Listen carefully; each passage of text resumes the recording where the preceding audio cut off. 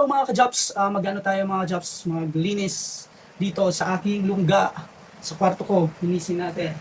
Ayusin natin yung mga damit ko, nagkakalat. Guys, sa wakas mga jobs, inayos ko din yung mga damit ko. Naawa na kasi ako sa mga damit ko mga jobs kasi nakakalat na. Yan kasi yung disadvantage mga jobs kapag mag-isa ka lang sa kwarto.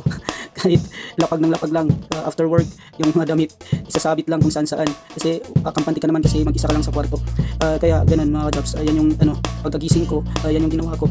Naglinis or general cleaning sa kwarto ko.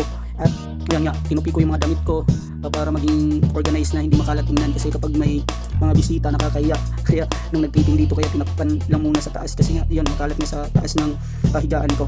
Yung kagandahan sa kwarto ko mga jobs, naka green paint siya kaya parang naka green background screen na siya. So kaya mga jobs, hindi ka mahihirapan kapag mag-edit ka dito kapag nag-take ka ng video.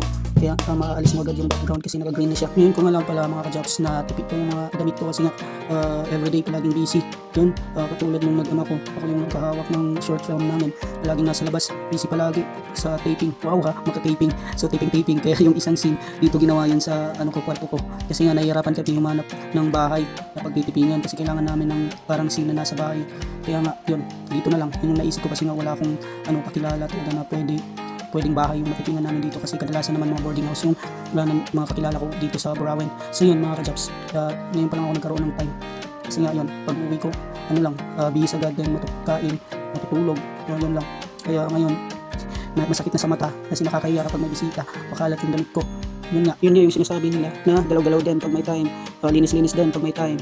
Kasi sino man naman yung nakatira dito, ako lang naman yung gumagamit. Then ako din yung magsasuffer kapag madumi or hindi nakanais-nais yung kwarto. Kaya yun, linis-linis din pag may time. General cleaning to mga ka-jobs kasi nga Sabado. Yan yung ginawa ni Sir Jobs ngayon. Linis sa kanyang lungga. Kasi yun lang yung palaging comfort yung lungga. Yung kwarto ko nga mga ka-jobs, pang dalawahan nga pala to. Sa baba ko yung nihiga din sa taas available pero yung ginawa ko kinuha ko buong kwarto para mag-isa lang ako sa kwarto ko, diba? Gusto ko mag-isa para masanay ka na mag-isa ka, diba? Hindi ka na dependent sa ibang tao or kaya mo nang gumalaw-galaw yan nga, para may privacy ka, diba? Yun nga, kung ayaw mo madisturbo, kung ayaw mo ng mga kasama, gusto mo mapag-isa, gusto mo magsolo, gusto mo ikaw lang, kaya yun yung ginawa mo, dapat ganap ka ng pagkarintahan na kwarto na mag-isa ka lang pwede, kaya mong marintahan ng ikaw lang. Hindi naman sa pagiging makasarili mga ka-jobs, yan ay pagiging adulting. Adult na nga ako pero yung height hindi pa rin dadagdagan, so bata pa rin yung height but the age hindi umaakma sa tangkad. Tangkad pala mo naman matangkad.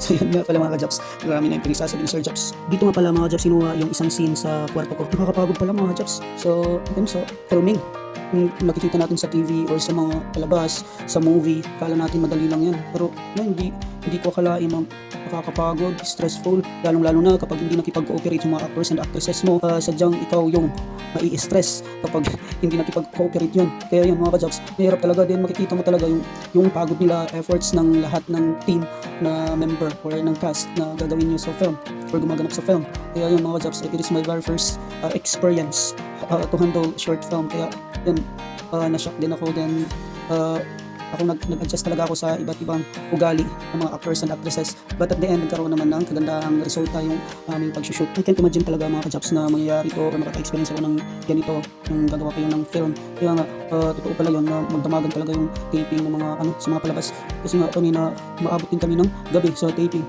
May mga scene na kinakailangan talaga gawin gabi kapag hindi kaya ng editor na gawin gabi yung araw, pag-araw kayo nag-taping kasi nowadays kapag mga magagaling naman yung mga editors nyo, kaya naman yun parang hanapan ng remedyo gawin gabi yung araw. So yun nga mga ka-jobs, so far very fulfilling and very excited for the film showing.